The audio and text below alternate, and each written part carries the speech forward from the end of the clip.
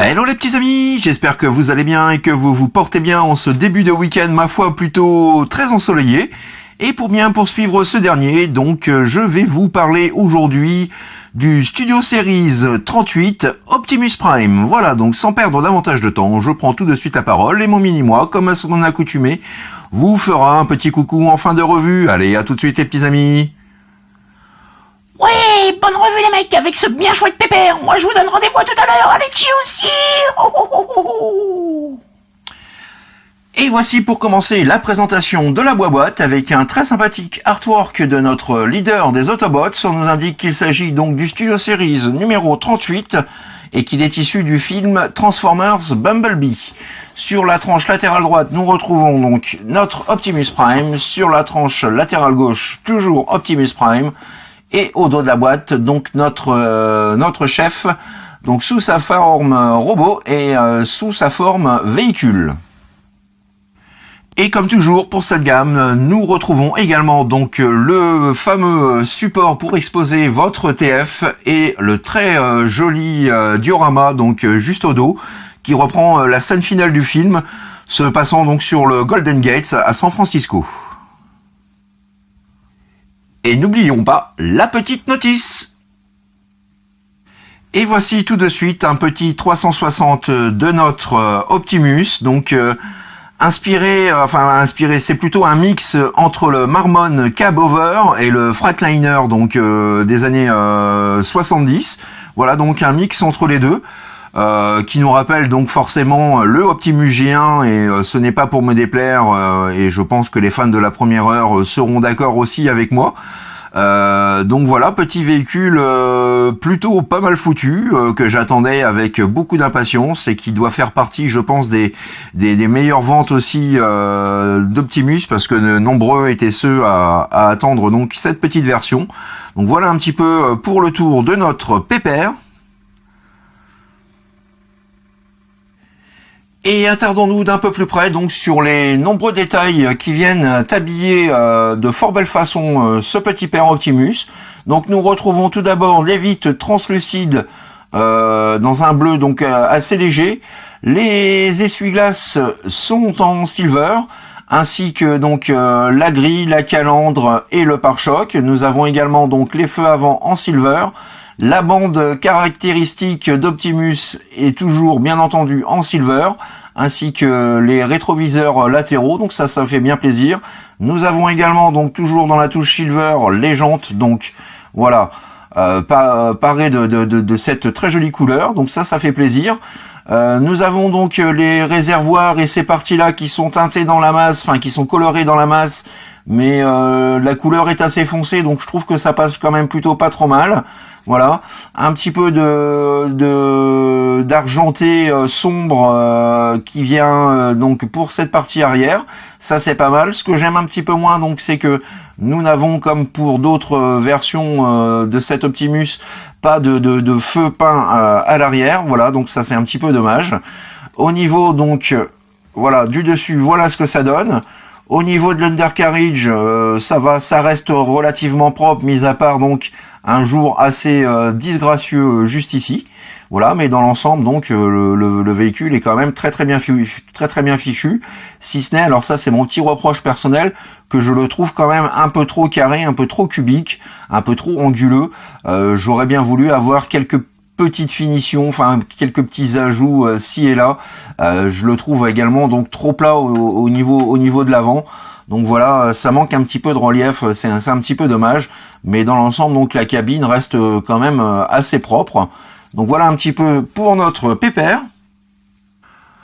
Au niveau des accessoires, donc nous retrouvons son blaster, un mix également entre le G1 et le Movies, donc ça c'est plutôt pas mal.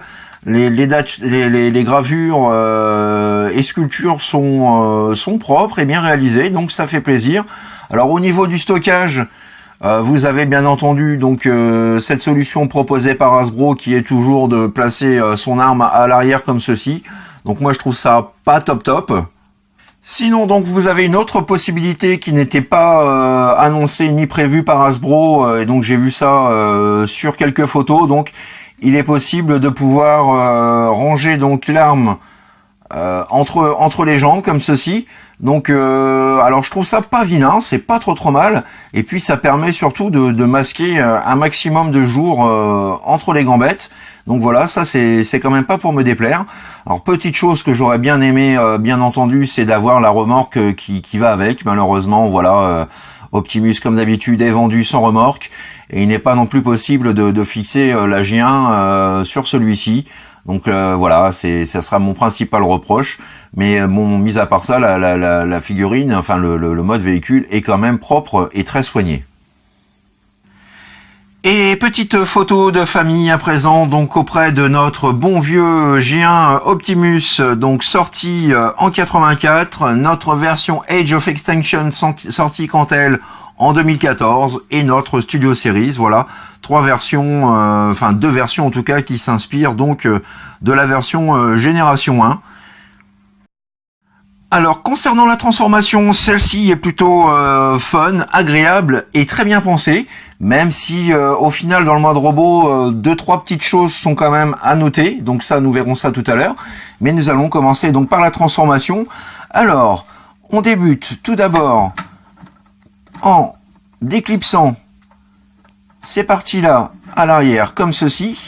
Ensuite vous allez séparer ce qui va former les gambettes. Vous rentrez cette pièce-là à l'intérieur comme ceci. Vous allez déclipser le pied, le faire pivoter, le rabattre, et vous rentrez donc, voilà, la petite articulation vers l'intérieur de façon à pouvoir le mettre en place. Quand c'est fait, vous ouvrez ce petit volet-là, vous rabattez cette pièce-là, comme ceci, voilà.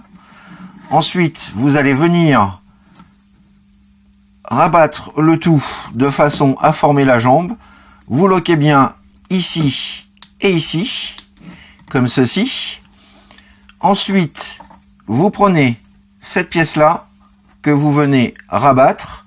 Alors, vous mettez bien le pied en place, hein. Vous avez donc un petit ergot juste ici qui permet donc de venir sécuriser cette partie-là.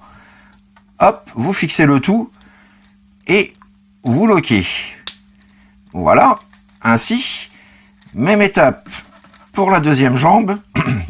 Donc, vous déloquez le pied, vous le faites pivoter, vous l'inclinez, vous rentrez bien l'articulation vers l'intérieur comme ceci.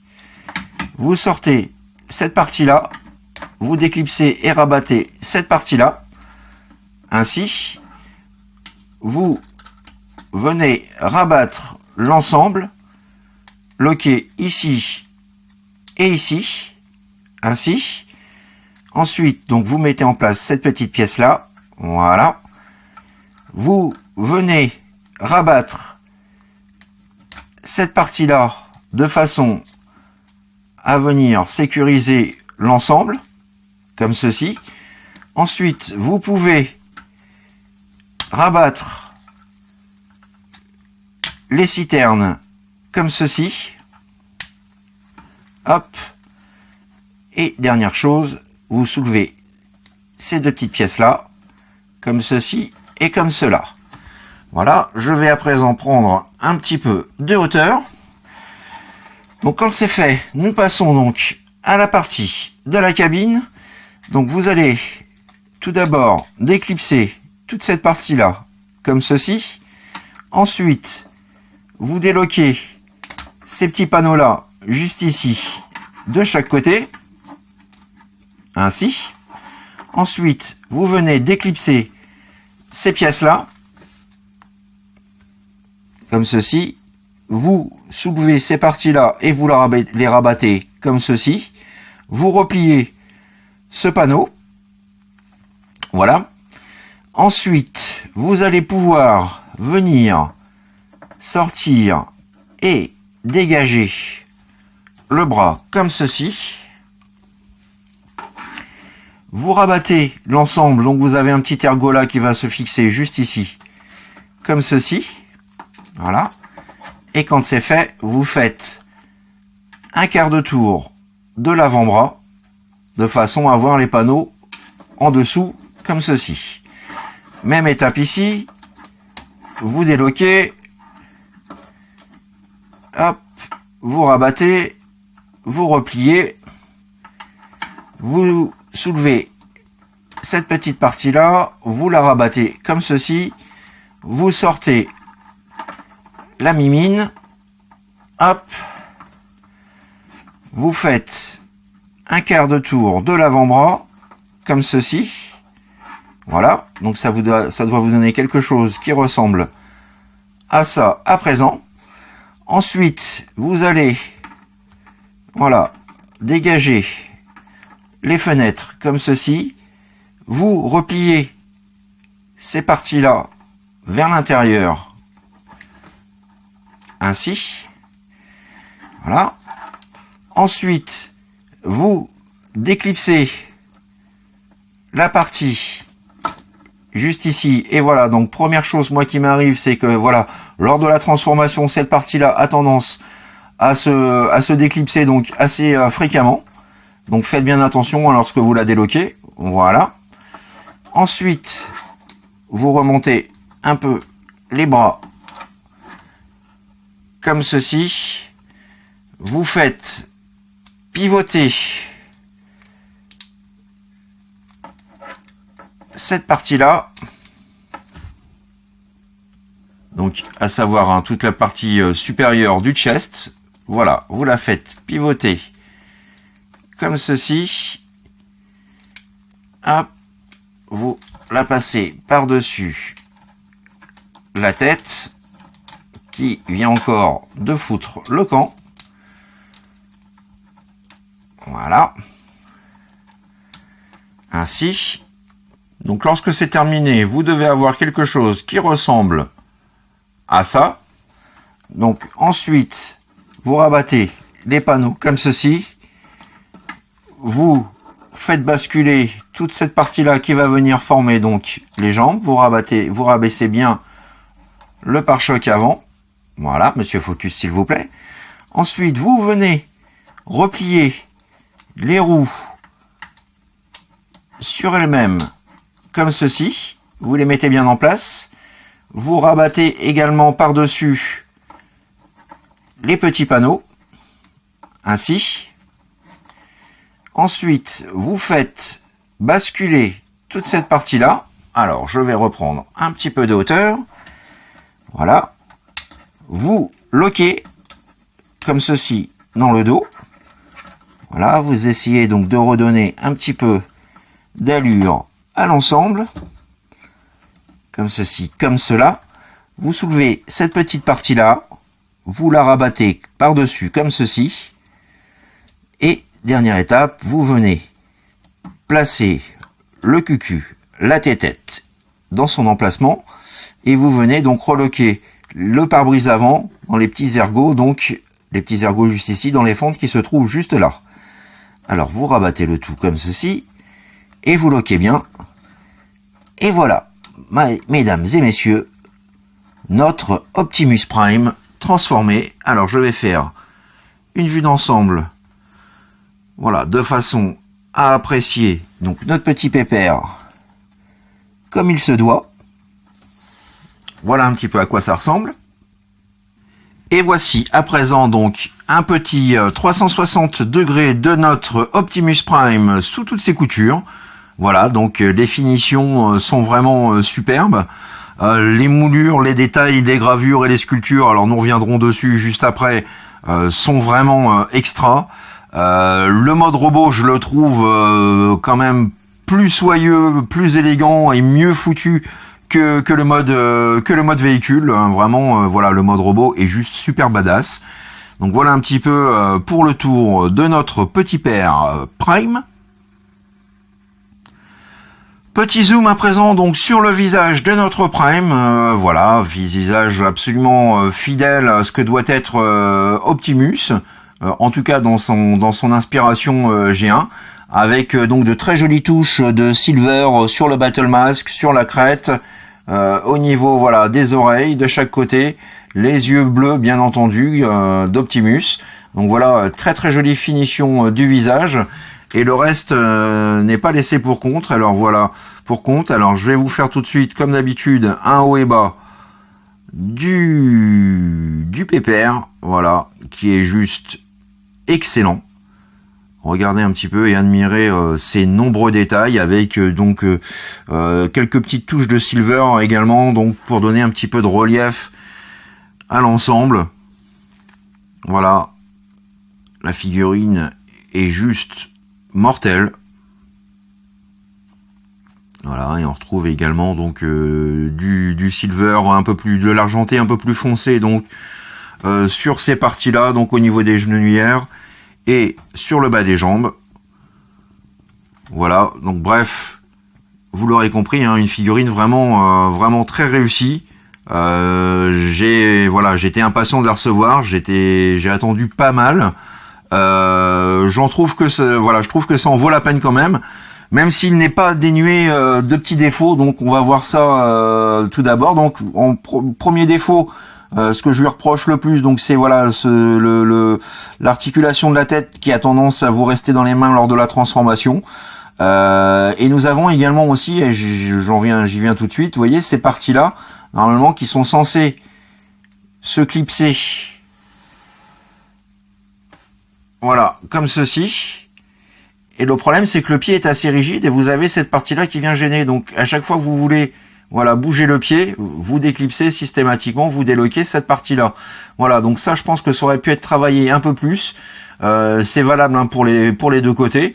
Donc, dès lors où vous voulez lui donner une petite pause, vous avez en général donc l'arrière qui vient se déclipser. Voilà, ça c'est un petit peu chiant parce que du coup, les pieds manquent complètement d'amplitude en termes de mouvement.